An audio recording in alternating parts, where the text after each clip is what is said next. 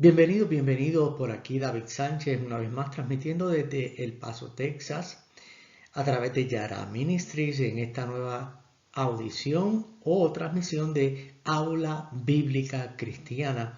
Hemos estado considerando los temas acerca de lo que es el currículo de la nueva vida en Cristo. Esto para todos aquellos que han tenido una experiencia de conversión y que anhelan tener y cultivar esta relación con Cristo en esta nueva vida a través de lo que revela e ilustra la Escritura. Deben saber todos aquellos que se están conectando por primera vez que obviamente ya estamos en el nivel 2, hemos pasado el nivel 3 y sus 4 partes. Ahora estamos en el nivel 2 y vamos a considerar la segunda parte del nivel. En el nivel 2 vimos exactamente qué era la comisión que Dios le dio a todos aquellos que habían y son partícipes de la nueva vida en Él. Y ahora vamos a estar estudiando el nivel 2.2, que es la experiencia apostólica. La pregunta de apertura sería, ¿cuál fue la experiencia apostólica en la ejecución de esta comisión? Otra pregunta es, ¿cómo compara esa experiencia de los apóstoles con la experiencia de hoy día?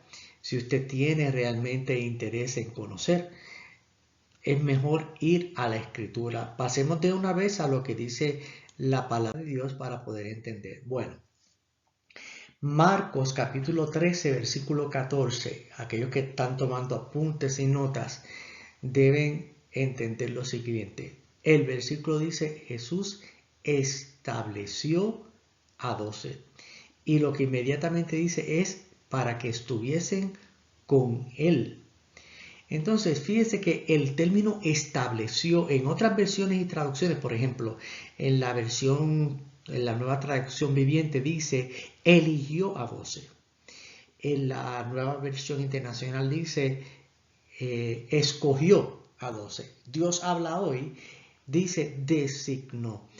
Me llama mucho la atención que esta versión Reina Valera dice, estableció a 12.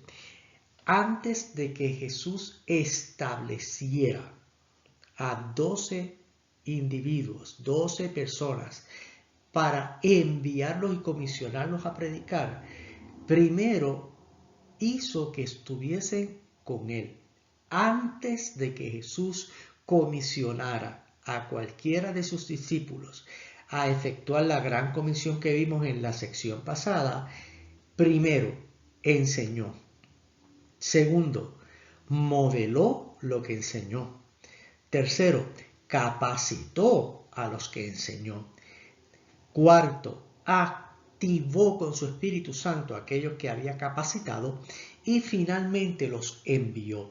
Entonces, establecer en el término textual lo que quiere decir es que antes de que Jesús los comisionara, los estableció a través de la enseñanza, el modelo, la capacitación, la activación de la fe y del Espíritu Santo para luego entonces poder comisionarlos a efectuar lo que era la gran comisión.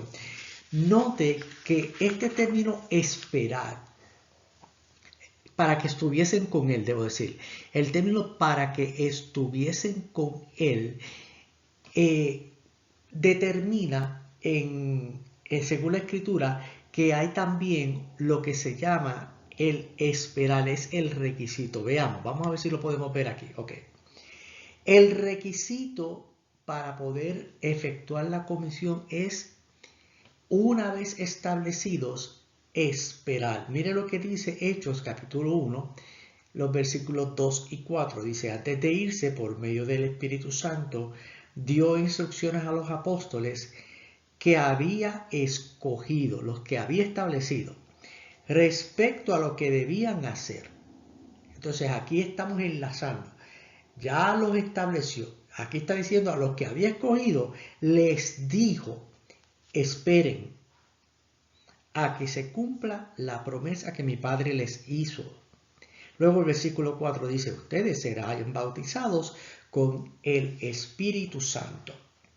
Entonces, el trasfondo de la comisión exige y demanda que podamos estar con Cristo en lo que Él enseñó, en lo que Él modeló, cómo nos capacitó, en lo que nos activó en su Espíritu Santo para luego ser comisionados.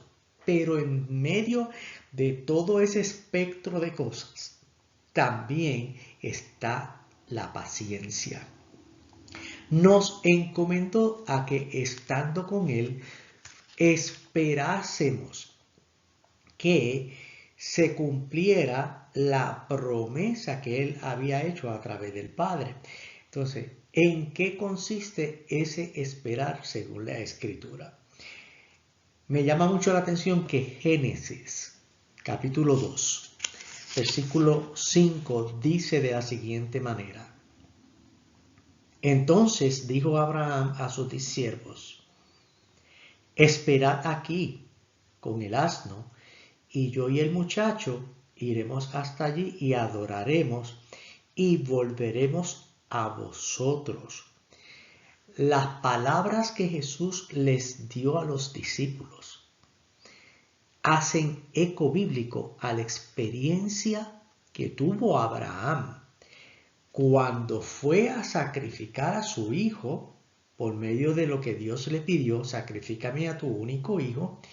Y según en la historia de Génesis, él fue a efectuar aquel sacrificio. Cuando iba camino a efectuar el sacrificio, le dice a los siervos, a los que estaban con él, esperad aquí.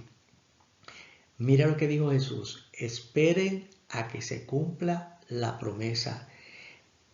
Tanto en la experiencia de Abraham como la experiencia de Cristo, el esperar tiene un valor único en lo que representa la ejecución de esa experiencia. Esperar en Jesús y en Él es tener en cuenta que lo que Él nos enseñó y nos modeló es un proceso, ocurre en el tiempo. No es algo que pueda ocurrir inmediatamente. A pesar de que hay algunos que han tenido una experiencia sólida de conversión e inmediatamente han abierto su boca y han podido proclamar la experiencia del Evangelio, la parte de la espera en el desarrollo y en la capacitación de esa espera es importantísimo. ¿Qué nos dice la Escritura o qué nos revela esta porción bíblica de Génesis en relación a la de Hechos? Bueno, si Abraham le dijo, esperad aquí con el asno, lo que a mí se me ocurre decirles que los que no participan de la espera de la promesa del Espíritu Santo están destinados a esperar con asnos en lo que el Padre ejecuta su misión. La espera en la ejecución de la gran comisión es determinante. Debemos estar con Él. Marcos capítulo 3, versículo 14, Hechos capítulo 1, versículos 2 y 4 se complementan en términos de que cuando Él nos establece para estar con Él, nos deja saber que hay una espera que debemos tener para poder ejecutar la comisión tal como Él nos encomendó hacerla. Así que cuando nosotros estamos evaluando cómo compartir la experiencia de la nueva vida cristiana, debemos estar conscientes que la paciencia en la ejecución de esta comisión es importante. No deberíamos lanzarnos a una experiencia o a un, ¿cómo diría?, a un lanzamiento inmediato de la proclamación de la palabra sin antes ponderar lo que ha significado para nosotros lo que Jesús nos enseñó, lo que nos modeló y cómo nos capacitó. Entonces es como la experiencia natural de vida. O sea, todos los seres humanos nacen, crecen, se reproducen y mueren. Eso es un proceso. En ese proceso está el esperar, el transcurrir del tiempo. Así que la experiencia apostólica vino por medio de la espera. Jesús les dijo, id allí y esperad. ¿Cómo esperaron? Tuvieron que esperar ocultos en un aposento. Tuvieron que esperar en medio del temor. Tuvieron que ser confrontados con su realidad de experiencia en medio de la sociedad.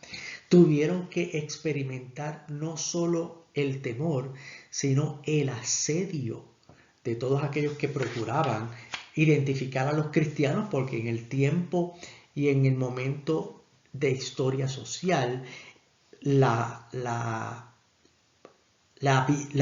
experiencia del cristianismo era considerada como una experiencia de secta, de rebelión no aceptada. Así que, qué interesante, ¿verdad? Que en medio de la ejecución de la comisión debemos estar conscientes del requisito de esta espera. ¿Qué más nos dice la Escritura?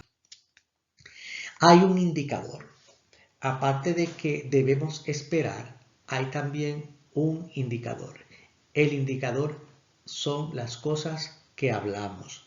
¿Por qué las cosas que hablamos? Porque cuando desciende la promesa del Espíritu Santo, aquello que Dios les dijo que esperasen se manifiesta a través del don de lenguas. Eso está en Hechos capítulo 2, versículos 3, 4 y el 6, cuando dice, y se les aparecieron lenguas repartidas como de fuego, asentándose sobre cada uno de ellos. Ahora dice el 4, y fueron todos llenos del Espíritu Santo, que es quien capacita y quien activa esa encomienda que Dios nos da en nosotros, y comenzaron a hablar en otras lenguas, según el Espíritu les daba que hablasen. ¿Dónde comienza la experiencia del Espíritu Santo en el creyente? Controlando lo que hablas, controlando lo que decimos, teniendo dominio sobre eso que vamos a proclamar, lo que Jesús nos enseñó, lo que Jesús nos modeló. Ahora, para poder capacitar a otros y para poder activar a otros, tenemos que hacerlo a través de la espera y de nuestra manera de hablar. ¿Qué decimos? ¿Qué dice la Escritura respecto a esto? A los que están tomando nota, Mateo capítulo 5, versículo 37. Pero sea vuestro hablar sí, sí, no, no, porque lo que es más de esto, de mal procede.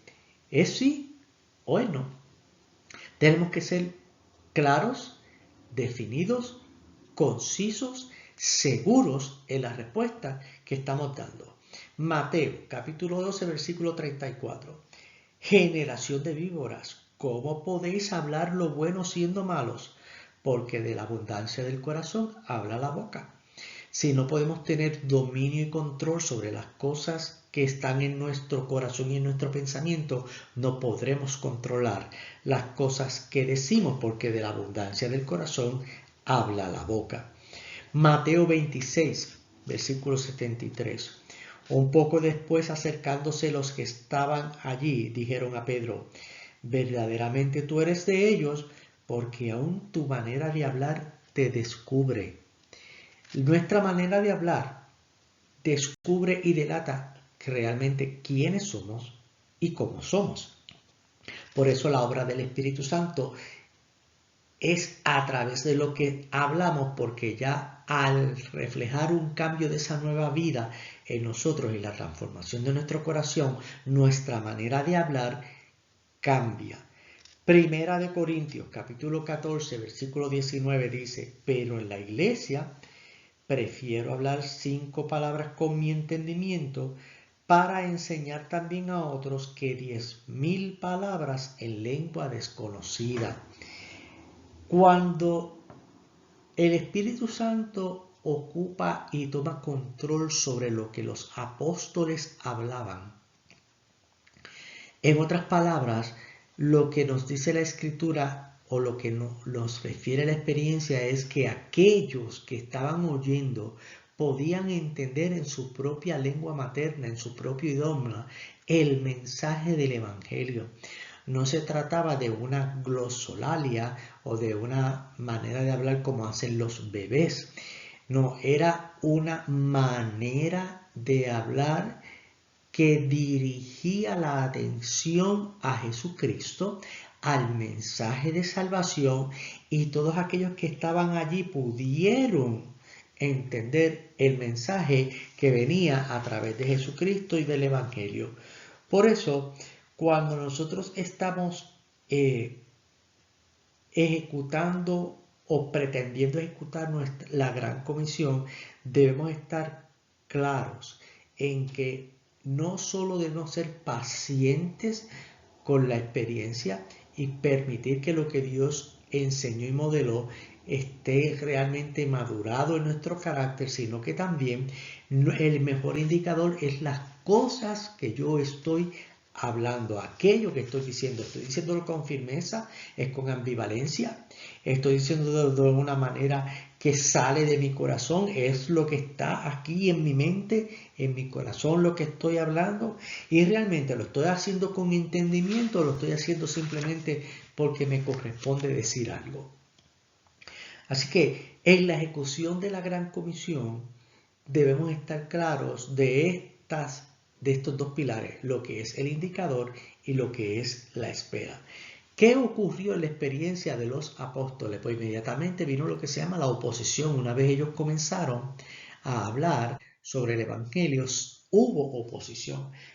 ¿Qué oposición hubo? Hubo tres tipos de oposiciones: la religiosa, la gubernamental y la de el terreno o el ambiente espiritual. ¿Por qué es necesario que evaluemos esto? Porque de la misma manera que nosotros nos lanzamos a llevar el Evangelio de Jesucristo, debemos estar claros que vamos a tener oposición en la proclamación de ese mensaje, que vamos a tener no solo oposición, sino que vamos a tener también algún tipo de acecho de parte del gobierno, y que también a nivel de la esfera o lo que se llama el ambiente espiritual va a haber también una resistencia a esto. Por ejemplo, en el caso de Jesucristo y de los apóstoles, en aquel tiempo, dice Hechos capítulo 5, versículo 18, que echaron mano a los apóstoles y los pusieron en la cárcel pública. ¿Cómo pretendieron controlar la proclamación? Aislándolos de la sociedad. De esa manera no podían proclamar. Los que estuviesen al alcance iban a decir, no, pero si aquellos que nos estaban dando las buenas nuevas de cómo vivir están ahora presos, realmente los determinaron que están fuera de sí, como que no tienen juicio propio, están cumpliendo una pena penitencial.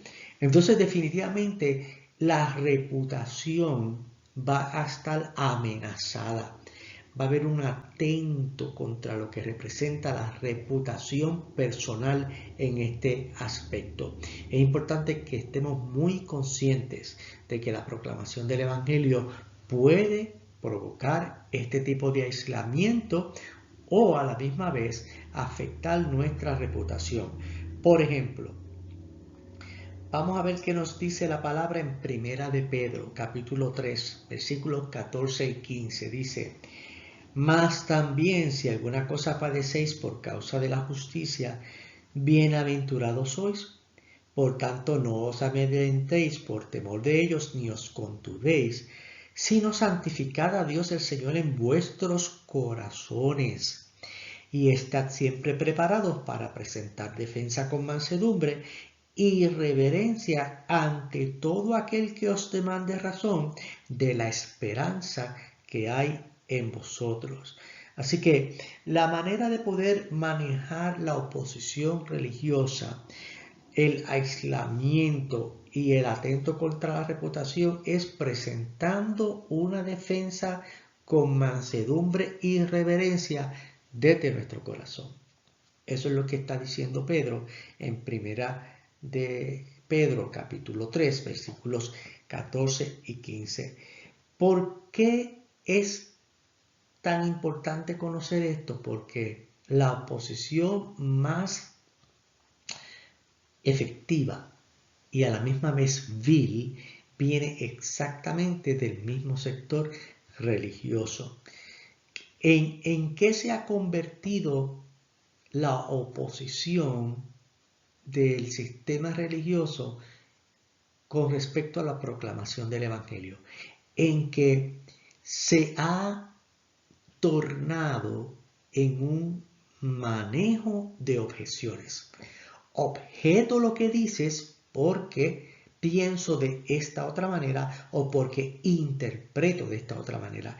Y hemos sido, por decir así, presa de esa trampa.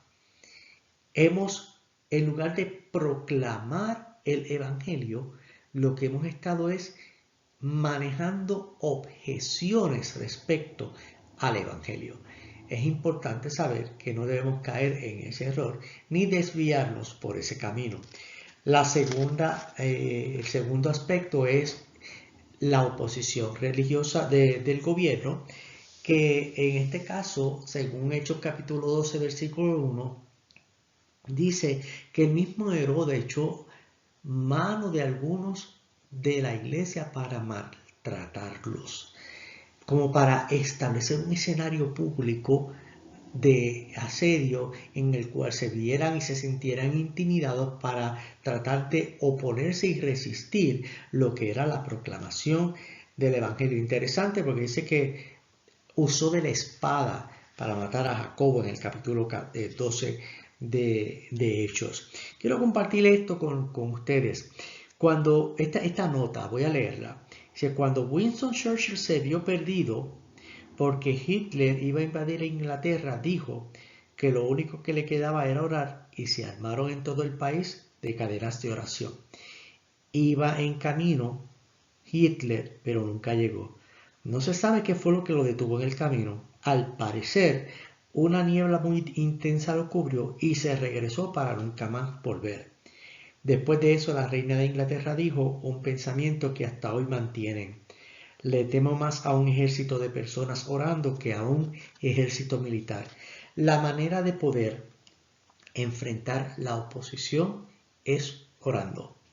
La mejor resistencia que podemos ofrecer no es una ofensiva de la misma esencia o naturaleza, sino desde la oración.